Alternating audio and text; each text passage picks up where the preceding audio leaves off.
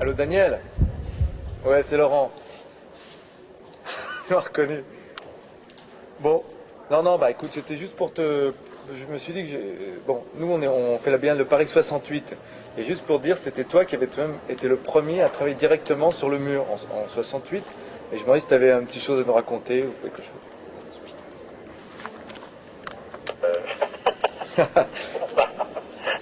Pas vraiment grand chose à raconter, si ce n'est que, en fait, j'ai décidé je pense que ça devait être la fin de l'année 67, j'ai décidé, parce que j'avais eu beaucoup de mal pour essayer de trouver un lieu pour travailler, qu'au lieu de m'acharner à trouver un lieu et avoir un atelier, etc., je me suis dit, et si j'abandonnais tout ça, qu'est-ce qui me reste, qu'est-ce que je peux faire, et je me suis trouvé en face du premier choix, c'était de travailler dans la rue. Et travailler dans la rue, ça voulait dire que je change toute ma façon de travailler, bien sûr. Donc j'ai abandonné mon travail sur les toiles et sur éventuellement des châssis ou comme on fait une peinture généralement.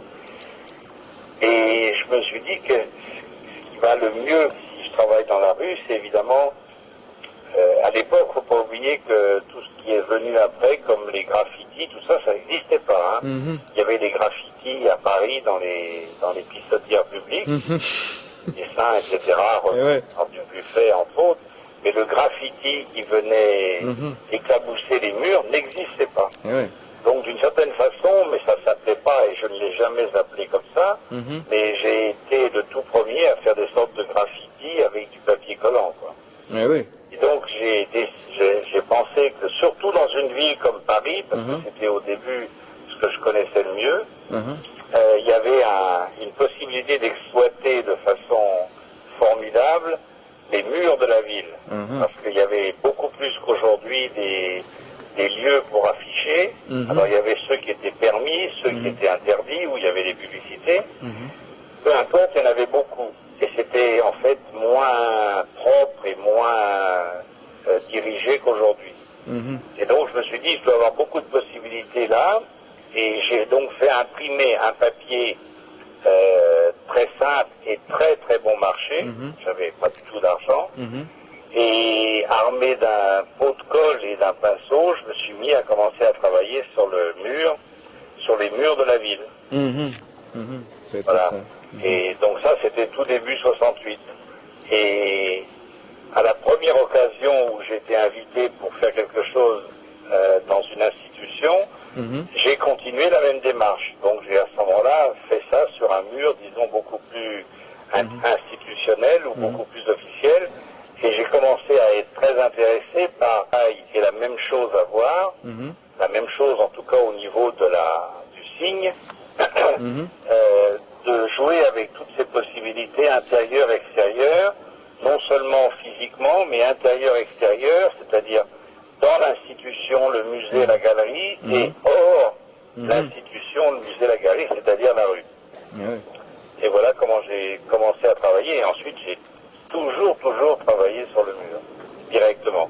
En des années, enfin je fais encore, mais ça a été vraiment systématique pendant au moins 20 ans. Voilà. Ouais, c'est super, ouais. Et juste, est-ce que toi tu penses qu'il peut y avoir une possibilité d'une œuvre d'art immatérielle? Moi je me méfie un peu des mots comme ça. Oui, c'est ça, hein, toi toujours. Une œuvre d'art, déjà il faudrait que les gens admettent que ce soit une œuvre d'art, donc moi je le dis pas. Ensuite, bien sûr, elle faisait complètement partie de l'action. C'est pour ça que je prenais un peu l'exemple qui est venu après des graffitis. C'est une action qui, par obligation, est faite, et on sait qu'elle peut être recouverte, en ce qui concerne mon travail, dans les 10 minutes qui suivent, ou en tout cas dans les 2-3 jours qui suivent. Donc lorsque c'est fait comme ça, sans aucune autorisation, ça dépend bien évidemment de ce qui va se passer après. Quand c'est fait dans l'institution, on peut imaginer que soit c'est un mur permanent, mais ça ne m'est jamais arrivé, sauf beaucoup plus tard, soit quelque chose qui va durer le temps de l'exposition.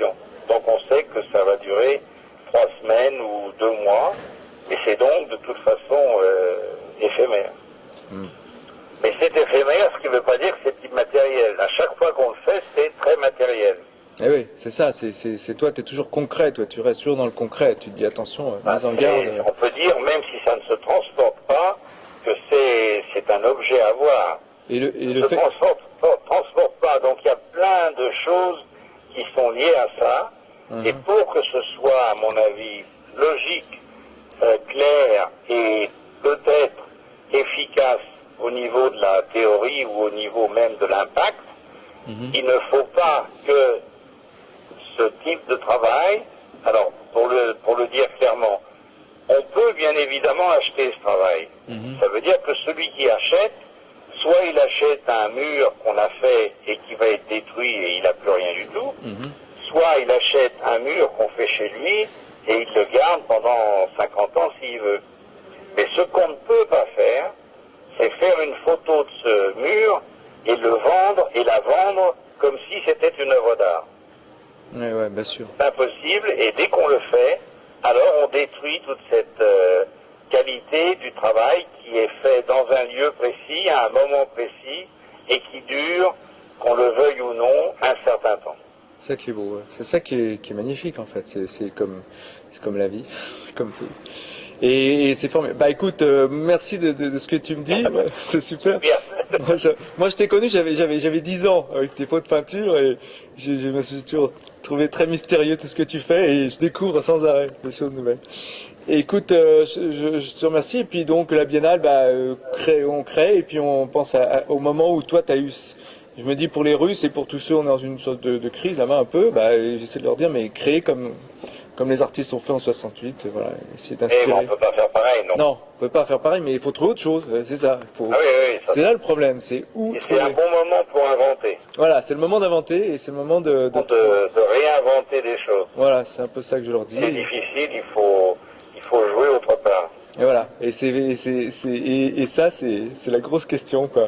Où jouer après toi, dans quel terrain de jeu? Oui, voilà, exactement. C'est après, il y a du boulot pour eux. Bah écoute, formidable. Et puis bon bah nous on essaye, je te tiendrai au courant pour l'Ermitage. Je m'en occupe aussi pour notre projet Ermitage. Voilà. D'accord. Okay. Bonne biennale. Allez, je t'embrasse. Merci beaucoup de ton mot et de toutes ces choses que tu me dis. Salut. Ciao. Allez. Ciao.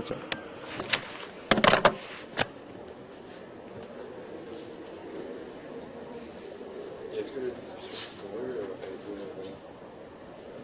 Justement, je demande la troisième question, mais c'est pas à Burin, c'est à Wilson. Faut que je l'appelle, non? Je peux l'appeler. Il faudrait qu'on l'appelle avec la caméra.